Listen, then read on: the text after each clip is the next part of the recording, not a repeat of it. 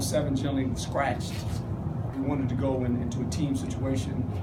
If you were paying attention, one of the periods was the quarterback was under center the whole period. And we ran our offense out of that.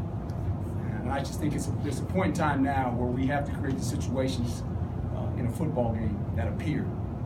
And I think you learn better offensively, defensively, how to play situation football. So those periods were designed to 11 on 11. One period was play action, run, draw, screen. Another period was a team run. Different kind of concepts of how to run the football and our different type of runs. Get the blocking schemes down as well as defense. And the other one was just situation football. We're going to play down and distance. The situation will dictate, do we run, do we pass, what do we do? So I thought for the most part it was a clean practice. They participated pretty good today. There was a message sent earlier in the meeting. The message was very clear that we're in the process of evaluating players. Between now and next week, you're going to find out the situation here, whether you continue to be part of it or not. I told them that when I first took the job, and that's the way to be honest with guys. It's always evaluation, it's always participation, it's always autograph your performance. That is your resume when you practice. And I told some guys, if you continue to stay hurt and stay in the training room, you have no tape. We can't grade you if you're not on tape. We can't grade you in the training room. So all of a sudden some guys got well. It's amazing. So I think, college football is one of those unique sports in the fact that you give out 85 scholarships, and I think sometimes these players just think, well, it's 85 scholarships, I'm good. No, you're not good. You've earned a scholarship because of your ability to be a student athlete. You got to make sure you handle that part of the assignment, being the student part, and then being an athlete part. It's a combination of both. And when you don't meet that standard, there's consequences. And consequences are sometimes tough, but I think it's a learning process for a lot of these young guys. And if I don't obviously apply those consequences, then I'm not doing my job as a head coach. So that's kind of where it's at right now. Herm, you describe your relationship with Manny as a marriage. I mean, are you still in the honeymoon stage? Have you moved past that? No, we're my wife she gets it. She understands. She's dealt with the Chad Penningtons in her life. Her and Chad are still friends, along with his wife and the rest of those guys, Vinny Testaverde. So I think it was new to Manny. And I'm gonna have a conversation with him every day. There's about 5 or 6 guys that I see in practice every day, and there's words of leadership that are involved when I speak to them. What I expect, because we're still trying to build that. As I've told the players, it's real simple. When the game starts, no one's in the huddle but the players. The coach can't go in the huddle. And I think what you got to realize is that when football is a game of perfection, but it's an imperfect game. Things happen. When you watch a snap being played, there's 22 players that participate. There's an error. There's generally an error by a player. And how do you move past the error? And that's where team leadership has to come in, because players make errors, not purposely. That's the game of football. Some are more glaring than others. When that occurs, how does the player handle it? Some players can discard it and play the next play. Some players, it wears on them, and it becomes a series of mistakes. Then it becomes a bad quarter. Then it becomes a bad game. And this is what teammates and team leaders do. They don't allow that to penetrate. And so coaches can't do that, because players are in the huddle. They're the communication. It's not the coach. Coach on the boundary. You can't talk to the player. You don't pull the player out of the game. You got to keep playing. And so we've got to have guys that understand that and have to realize that's going to be part of your leadership responsibility. Do you think he understands that, or has already incorporated that? No, I think, I don't know if someone's talked to him about it as much as I talked to him about it. He's not the only one. There's a few others that I'm constantly, they don't know me. They know me from right now. person they know the guy's been on television, in the box. They watch me in the box, right? Kind of know me, but I think the more they're around me, they understand my personality, what I believe in, how I coach. And so as that develops, there's a trust that develops. And it's earned. I got to earn their trust. They got to earn my trust. That's how it works. That's how all relationships work. And so I think as we continue to walk down this road, that's being built. What have you learned about Manny as a player, whether it's skill set or the intangibles? He's very meticulous. When you watch him in practice, he's always looking. He's trying to, look at things through not only the quarterback's eyes, but what I like through the defensive eyes. And he asks me questions, and that's good. I like players that ask questions. I like players that ask why, because they're searching for knowledge. And so, if he plays the hardest position in football, he plays quarterback, and you have to process information very quickly and make decisions.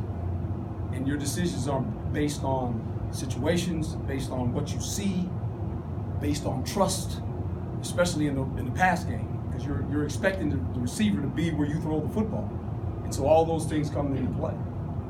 Coach, from practice 1 to practice 10, are there any things that stand out, any players that stand out to you for how they go about their process or the amount they've improved or anything else that you... Well, I think collectively, if you go look at us from the first day to right now, we understand the system much more clearly now defensively. I think our alignment issue is starting to get a little bit fixed, although Friday night we went haywire for some reason.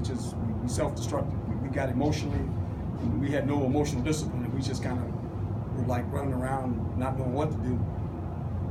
We found our way again today, which was good. So I just think where we're at, it's about players trusting now the call and trusting the guys around them to do their jobs, especially on defense. Are there any guys that are kind of leading that charge? Well, yeah. 24 is a guy that I'm prodding. 9 is a guy I'm prodding. 96, 95. There's some guys that I'm kind of going to, and just saying, hey, eventually you're going to have to do this. And they understand it. It's hard because they haven't been asked to do that. It's hard to lead now. I've always said, being a leader, there's no time. You don't deal with time. You got to lead until the job's done. There's no clock. You don't live by a clock. Well, I got to leave during practice. No. You got to leave off the field too. Because what you do off the field, they see. If it don't match up, then you got a problem. Is that pressure? Yeah, it's pressure. That comes with it. Just to clarify from what you said at the beginning, there are some guys that are at risk of losing their scholarship at the end of spring? No, I would say there's some guys of maybe not being a part of the team. They're not going to lose their scholarship. They're not taking scholarships. No. Their scholarships are good. They might not participate as an athlete. They might just become students. Well, can you do that? Can they keep their scholarship? Yeah, or you can do that without a medical record?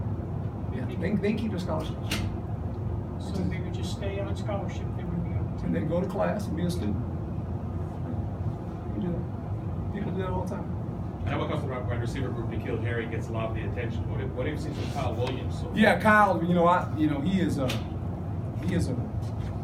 is a worker bee. Very smart, as you know. I mean, the guy he's gonna be a doctor or something like that. He's smarter than I am. But very, very intelligent player. And we ask him to do a lot because he plays in the slot. He has to move around a lot.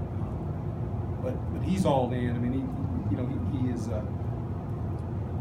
He's kind of funny. He'll always hit me up on something every day. He kind of walks by me and says something. So I like him. I mean, he's a smart, intelligent player. He knows his role too, and his role is vital because, as we know, number one is going to get a lot of attention when the season starts. People are going to find ways to rotate the coverage and try to take him out of the mix, and we'll have to move him around some to get him in some situations where we can get him the ball, and we'll do that. But I told Kyle, I said, the slot guy is important in the fact that you're going to get matched up a lot of times if it's zone against linebackers. And we can make a lot of hay with him because if he can catch the ball, he can run pretty good with the ball. So that gives you the ability to get a mismatch that you want. So He understands that. I mean, in your experience, when you have a player with that high of an intellect, does that usually really translate just with, being in the trenches or making moves and helping him? Yeah, I mean, the guy, he can read coverage. He understands where he's supposed to be.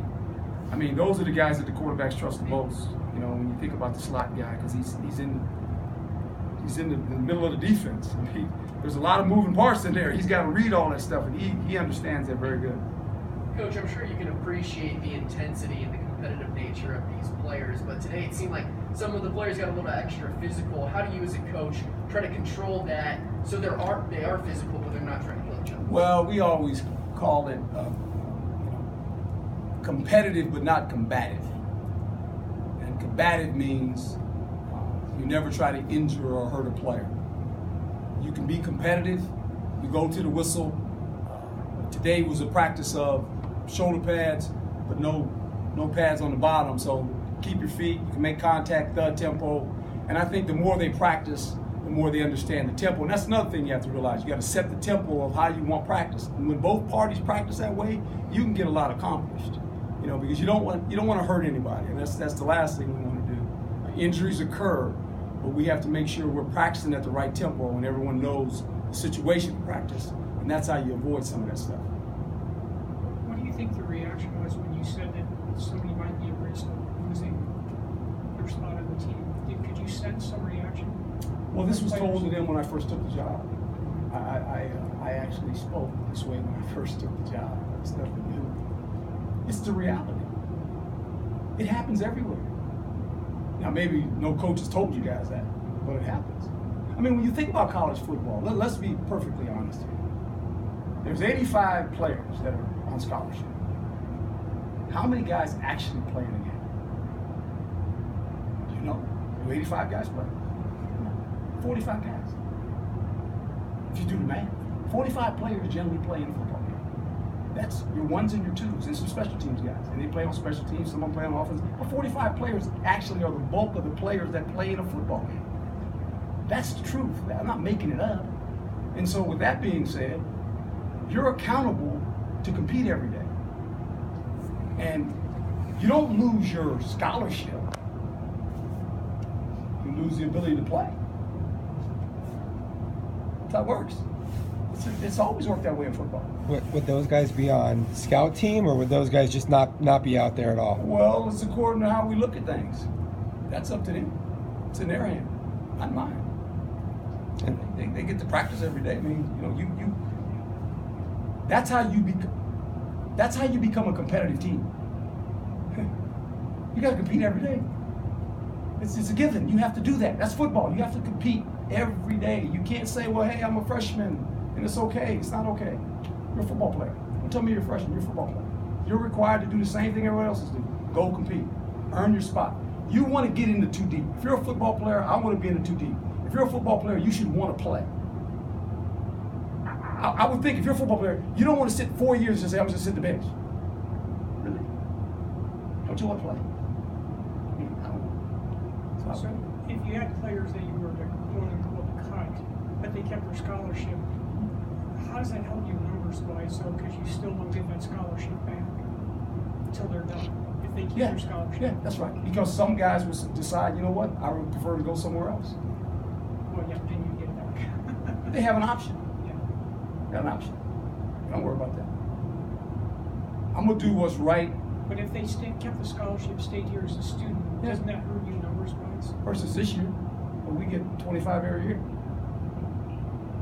And we're going to have guys that graduate. That's how it works. You're always going to lose a class of players. That's part of it. You're going to lose it. If you look at our class of seniors, we're going to lose some guys. We might even lose a couple juniors. Who knows? But we're going to lose a class of guys. So we'll have new guys coming in. How many guys do you think might fit into this category? Oh, I don't know yet. I don't want to throw out numbers. I think we'll all know here in about 2 weeks from now. And I'll be perfectly honest, when that happens, you'll know. I'm not going to hide anything from you. I don't have nothing to hide. Just I tell the truth. So then it's just up to them whether they want to stay or not. Absolutely. If you Absolutely. more or less come. They can decide what they want to do.